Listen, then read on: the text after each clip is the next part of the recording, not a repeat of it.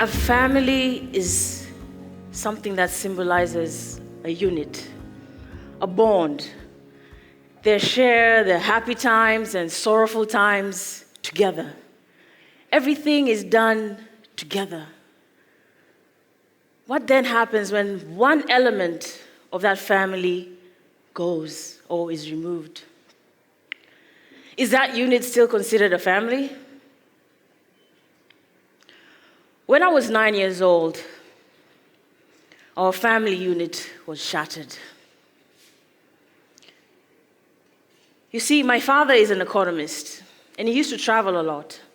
And each time he traveled, he used to tell us his departure date and return date. Return date was more important than the departure, because returning is coming back with gifts and sweets and all that nice things. So we used to know his schedule when he leaves and when he comes back. But there's this one time he left. Days turned into weeks, weeks turned into a month. He didn't come back. So I turned to my mother and asked her, "Mom, where's Dad? He's been gone for so long. Is he coming back?" That's when I saw the worried face of my mom. She called us, my brother and myself, and sat us down and told us that Daddy, my papa, is not coming back. We have separated. Separated. My 9-year-old self was thinking separated. Does that mean we are no longer a family unit? Does that mean my father doesn't love me anymore and has found another family? I felt mixed emotions. I felt angry. I felt confused. I felt fatherless. What do I tell my friends when they ask me, "Where is your father?" when a parents' day meeting is called? How come your mother keeps coming back alone? It was very confusing moments. We did a lot of things as a family unit. My mom and dad used to like taking us for swimming. We are fish in the family. We love swimming. So they used to take us to Sand and Sand every Sunday. Made sure in the afternoon, pack us up in the car, and off we go. After we had done swimming, our dad used to stand at the top of the step and had this special whistle. Special, because we could be the only ones hear it. So I asked myself, who will be calling us with that special whistle? During Christmas holidays, the fun times, a dad used to pack us up in the car and says, "You're going to your grandmother's for 1 week for Christmas." We're like, "Yay, no TV." But we were excited because we were going to see our cousins and spend time with our grandmother who used to spoil us. Now I'm questioning myself, who will take us? Who will take me to my grandmother's house? Growing up as a teenager, as a girl, as an adolescent, you anticipate and you look forward to the day your dad will tell you, "You are beautiful, just the way you are." Buy you nice dresses and spanks you when you go mess up your dress and dirtify it, or you don't sit appropriately like a lady somewhere. I never got to hear that from my father. Just those words, "You are beautiful." From the first love, my first man that I loved, my father, he was not there to tell me that.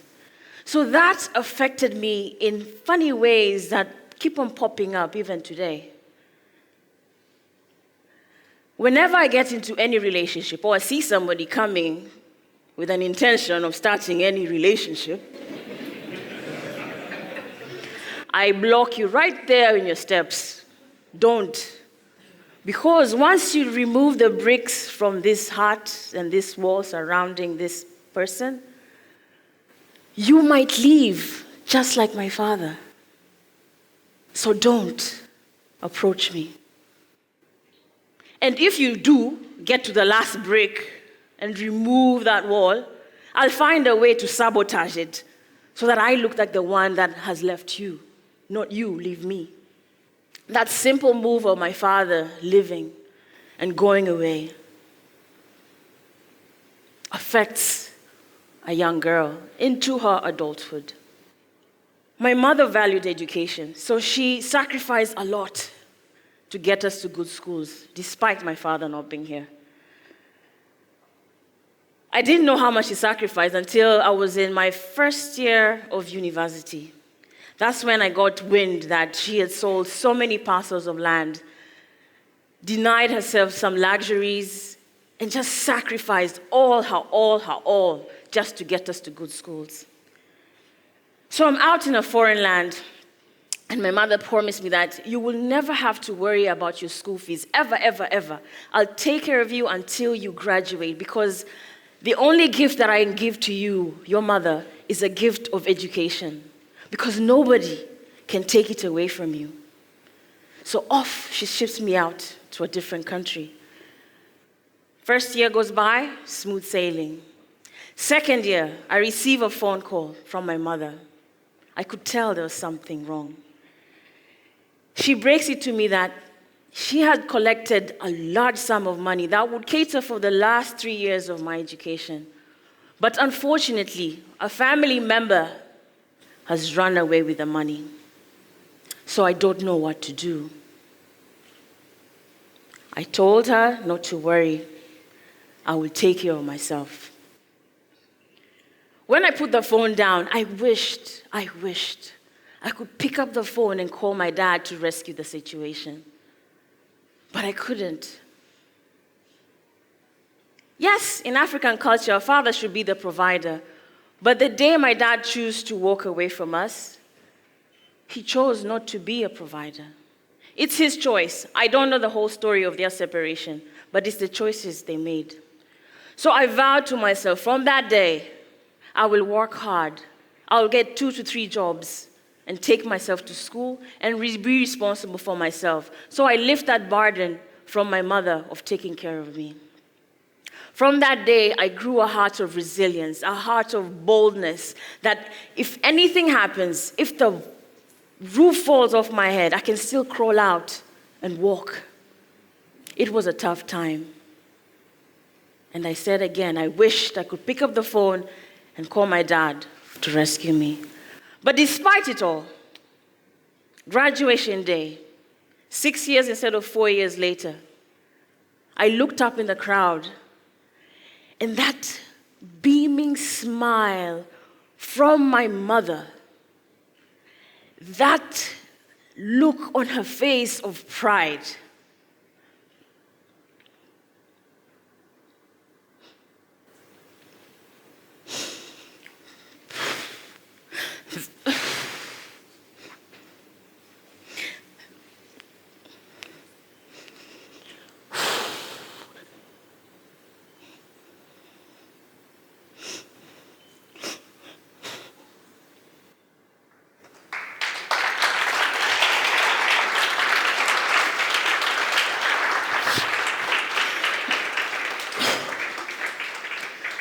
that is the day I knew what strong women are made of.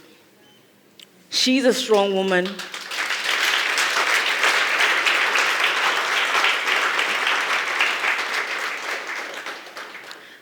I am a strong woman just because her blood runs through me.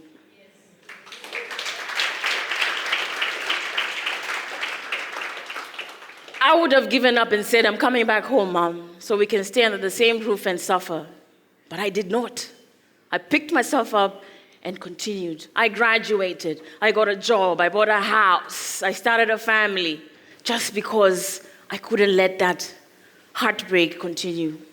Despite what people are saying around you and saying divorce is negative, being a single parent is a loss of status, it's not true.